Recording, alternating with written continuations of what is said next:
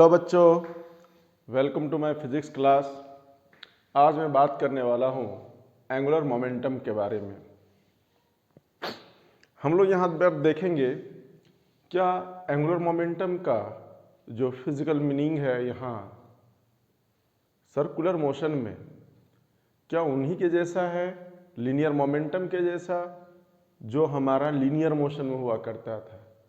अगर दोनों का बेसिक डेफिनेशन देखा जाए तो दोनों में कोई डिफरेंस नहीं है।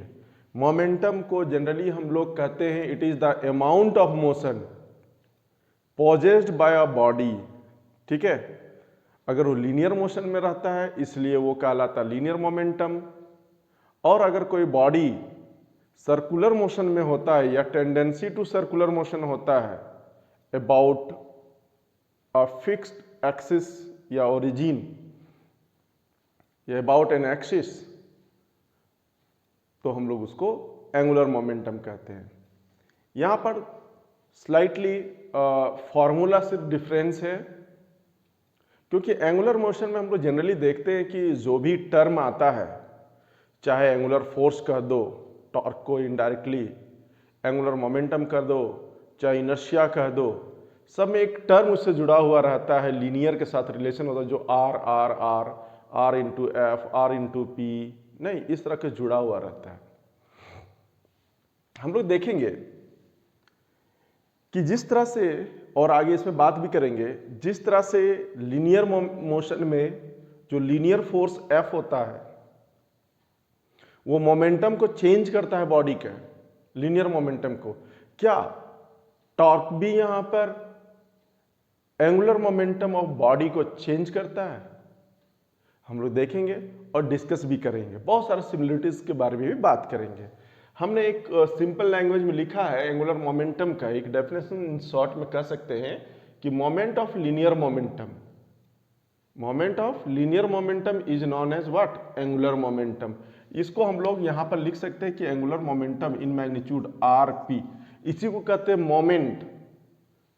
ये क्या हो गया हमारा? पी लीनियर मोमेंटम, तो moment of linear momentum is known as L. अभी हम लोग इसको वेक्टर में क्रॉस प्रोडक्ट में देखते हैं, क्योंकि ये भी वेक्टर है, ये भी वेक्टर, ये भी वेक्टर, नो डाउट दोनों के बीच का जो प्रोडक्ट होगा वो क्रॉस होगा। हम लोग एक एक्सिस लेते हैं, ठीक है, और एक बॉडी लेते हैं, क्लियर? हम लोग देख सकते हैं एक बॉडी से भी डील कर सकते हैं हम लोग।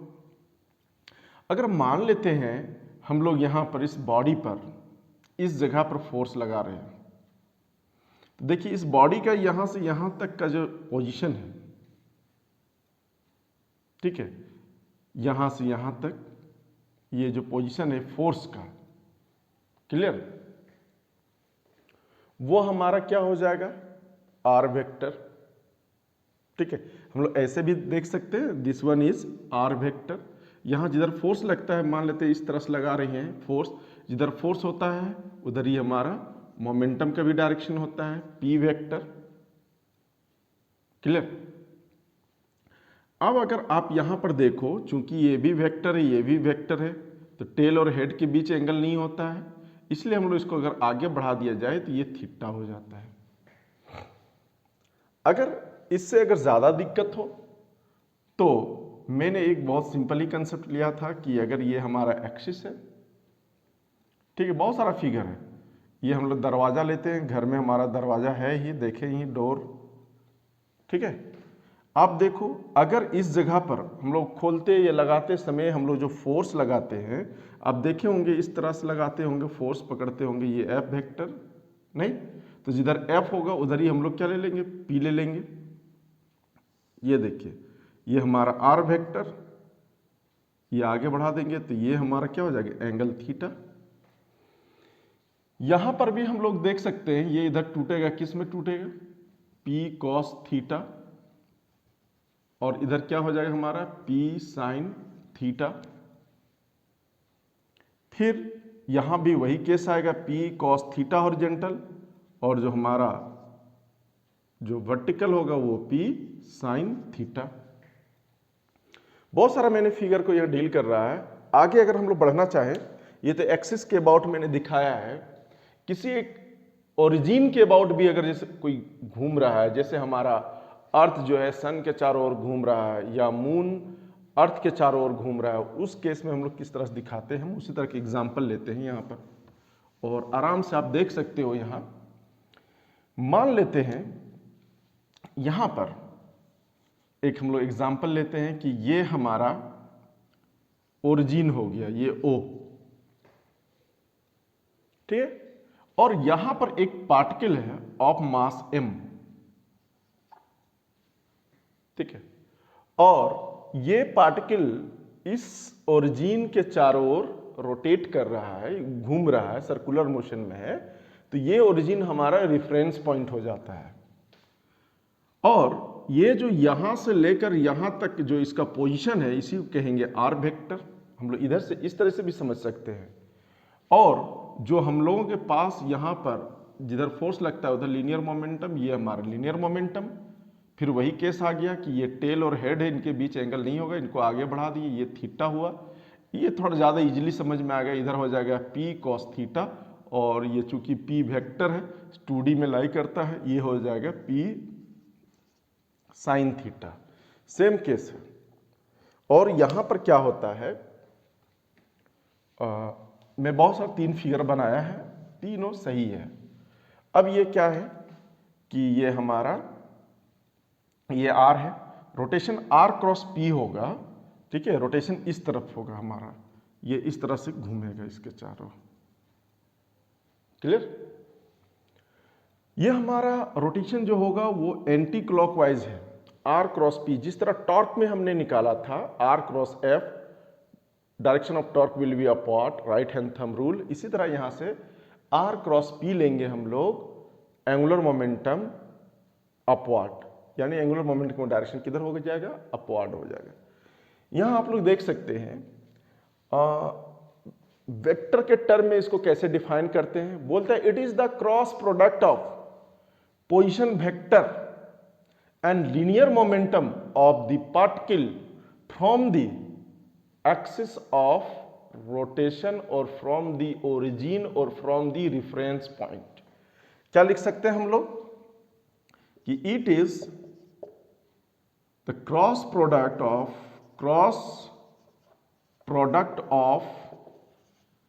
r vector and p vector, position vector and linear momentum of the particle, जो पार्टिकल यहां मूव कर रहा है, about the origin, clear. Therefore r vector equal to l vector equal to r vector cross p vector, ऐसे लिख सकते हैं हम लोग। और बखूबी हम लोग जानते हैं क्रॉस प्रोडक्ट में इसको लिखने का तरीका कि ये r वेक्टर मॉड, ये p वेक्टर मॉड और साइन थीटा, और ये डायरेक्शन दिखाता है, क्योंकि हम लोग जानते हैं r p साइन थीटा जो है यहाँ पर ये मैग्नीट्यूड है, और ये जो n कैप है ये हमारा डायरेक्शन है। और हम लोग जानते हैं l वेक्टर ये एक वेक्टर है, तो vector is the product of what, magnitude and direction. ये हमारा एंगुलर मोमेंटम हो गया। अब यहां पर क्या है कि बहुत सारे केसेस है हमारे पास यहां पर। आप देख सकते हो कि जो हमारा r और p जो है दोनों के बीच के एंगल हमने यहां थीटा लिया है। आप चाहे तो अलग अलग केसेस में, है ना, हम लोग देख सकते हैं कि मैक्सिमम 0 डिग्री, 90 डिग्री, 180 डिग्री, ये तो जनरल एंगल के लिए है, when theta is not equal to 0, 180 and 90 degree, तब वो फॉर्मूला हम लोग यूज करेंगे। अगर हम लोग थीटा बराबर 0 डिग्री या 180 डिग्री ले लेते हैं तो हम लोग जानते हैं कि साइन 0 या 180 डिग्री 0 होता है। उस केस में हमारा क्या हो जाएगा, जो L होगा वो 0 हो जाएगा। मतलब कहने का मतलब है कि ये हमारा R वेक्टर, और इधर ये अगर हम लोग P वेक्टर दे दें, या इसका उल्टा भी अगर ले लें, इस तरह से P वेक्टर दे दें, है ना, तो दोनों ही केस में ये 0 डिग्री, ये 180 डिग्री, तो एंगुलर मोमेंटम क्रिएट नहीं होगा, क्योंकि टॉर्क ही क्रिएट नहीं होगा यहाँ पर, ठीक है। टॉर्क भी इन केसेस में 0 है। अब अगर हम लोग देखते हैं यहाँ पर कि when theta equal to 90 degree, wow, जैसे मान लेते हैं ये R वेक्टर है और ये हमारा P वेक्टर है, ये देखिए आगे बढ़ा दिए हम लोगों ने, है ना, क्योंकि हमने पहले भी बता चुका है, ठीक है, कि टेल और हेड के बीच के एंगल को नहीं लेते, इस तरह से लिए हम लोग। ये हो गया 90 डिग्री, रोटेशन इस तरह से हो गया एंटी क्लॉकवाइज। अगर एंटी क्लॉकवाइज लेंगे तो देखिए ये हुआ अपवार्ड, यानी डायरेक्शन जो होगा जस्ट आर और पी के जो ये प्लेन बनता है इसके परपेंडिकुलर एंगुलर मोमेंटम का होगा। अगर ये टॉर्क या एंगुलर मोमेंटम इफेक्ट देखना है तो आप एक पेन लीजिए, इस तरह पर इस पर फोर्स लगाइए, फोर्स लगाइएगा तो इस तरह से फोर्स लगाइएगा, ये ऊपर की ओर आएगा, एंटी क्लॉकवाइज फोर्स लगाइएगा, क्लॉकवाइज लगाइएगा, घूमने वाला पेन लेंगे तो ये डाउनवर्ड जाके इससे टाइट हो जाएगा। अब देखिए इसमें हम लोग फॉर्मूला यूज करते हैं L equal to R P sine 90 degree. Sine 90 की वैल्यू 1 होता है, therefore L equal to R P. इसी को मैंने यहाँ पर लिखा हुआ था कि it is the product of, it is the moment of linear momentum.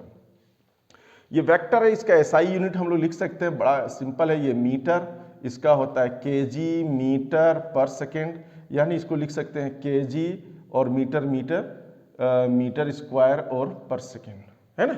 एक वेक्टर क्वांटिटी है, डायमेंशन फॉर्मूला लिखा जाता है आसानी से। देखिए क्योंकि इस आर पी के जगह हम लोग एम भी लिख सकते हैं, ये भी हमारा फॉर्मूला हो जाएगा, ठीक है ना। आर का होता है एल, एम का होता है एम, भी का होता है एल टी माइनस वन, तो देखिए ये हो जाएगा M L square T minus one. ये हमारा एंगुलर मोमेंटम का एक ब्रीफ डिस्कशन हुआ। जानते हैं एंगुलर मोमेंटम का फिजिकल सिग्निफिकेंस क्या है, ठीक है ना। फिजिकल सिग्निफिकेंस क्या है, बोलता है कि एंगुलर मोमेंटम देखिए ध्यान से देखिए कि angular momentum measures what, the state of turning, वो इसको मेजर करता है। और direction of angular momentum measures the sense of turning. देखिए बड़ा फायदा है, डायरेक्शन भी है, मैग्नीट्यूड भी है। And the magnitude of angular momentum measures the amount of turning, यानी कितना फास्ट वो अपने जो ओरिजिन है, जो अपने रेफरेंस पॉइंट है, उसको वो बार बार पास करता है या टर्न लेता है। ये हमारा एंगुलर मोमेंटम का कंसेप्ट हुआ। आगे हम लोग देखते हैं कि हमारे पास जिस तरह से ये फॉर्मूला है F equal to D P by D T, क्या यहां पर भी कोई ऐसा फॉर्मूला होगा टॉर्क और एंगुलर मोमेंटम के बीच में? क्योंकि F किसी पे लगता है तो उसका लीनियर मोमेंटम चेंज होता है। देखते हैं हम लोग यहां पर, चलिए इसी फॉर्मूला को हम लोग यूज करते हैं, F वेक्टर बराबर D P vector by D T. अगर R वेक्टर से क्रॉस मल्टीप्लिकेशन कर दे दोनों तरफ तो R vector cross F vector बराबर क्या हो जाएगा, R vector cross D P vector by क्या हो जाएगा, डी टी। आप देख सकते हैं यहां पर, है ना। मैं सिंपल शॉर्ट में, इसका बहुत बनाने का तरीका बहुत सारा है, ठीक है ना, मैंने शॉर्ट में लिया है इसको, क्लियर। आप देखिए ये जो हमारा टर्म है, ये हमें क्या देगा, आर क्रॉस एफ क्या देता है, टॉप वेक्टर देता है ये हमारा, है ना। आर क्रॉस एफ हमें ये क्या देता है, टॉप वेक्टर देता है। अब हम लोग देख सकते हैं यहां पर कि जो आर क्रॉस पी वेक्टर है, ठीक है, आर क्रॉस पी वेक्टर अभी अभी हमने पढ़ाया है कि आर क्रॉस जो पी वेक्टर है, ठीक है ना, क्लियर। ऐसे भी लिख सकते हैं हम लोग, कैसे लिख सकते हैं, देखिए बराबर R vector cross P vector, इसको इस तरह से लिख दिया जाए डीपी, ठीक है। तो आर क्रॉस पी वेक्टर अभी अभी मैंने देखा कि एल वेक्टर होता है, तो टॉप वेक्टर बराबर क्या हो जाएगा, D L vector by D T. आप देख सकते हो, वेरी सिंपल है नहीं, ये हम लोग u इंटू भी में तोड़ेंगे फिर भी ये टर्म एक बच जाएगा हमारे पास, ठीक है ना। तो ये हमारा इस तरह से इसको शॉर्ट में प्रूफ कर सकते हैं। देखिए दोनों में सिमिलरिटीज है। यहां पर भी लग रहा था कि when external force is zero then क्या होता था, ये जो मोमेंटम होता था लीनियर मोमेंटम, ये हमारा क्या हो जाता था, P इक्वल टू कांस्टेंट और कंजर्व। यानी जब हमारा ये कांस्टेंट होगा तभी तो डिफरेंशिएशन जीरो होगा। सेम इसी तरह से यहां पर होगा कि when the torque external torque is zero then this D L by D T equal to zero और एल बराबर क्या हो जाएगा, कांस्टेंट और कंजर्व, और इसी को हम लोग कहते हैं कंजर्वेशन ऑफ एंगुलर मोमेंटम। और इसे प्रूफ भी होता है कि when torque will apply then momentum of the system will change, है ना।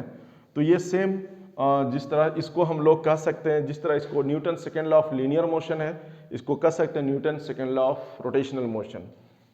आगे बहुत सारा टर्म है, मैं एक कोरिलेशन बताता हूं जो आपको इस जगह पर अगर किसी का लॉज ऑफ मोशन क्लियर है तो यहाँ भी बहुत सुंदर देखिए, ये लीनियर मोशन हम लोग लेते हैं इधर, और इधर सर्कुलर मोशन या एंगुलर मोशन लेते हैं हम लोग, यहाँ पर एंगुलर मोशन लेते हैं, रोटेशनल मोशन लेते हैं, यहाँ पर इसी रोटेशनल मोशन भी कहेंगे अभी।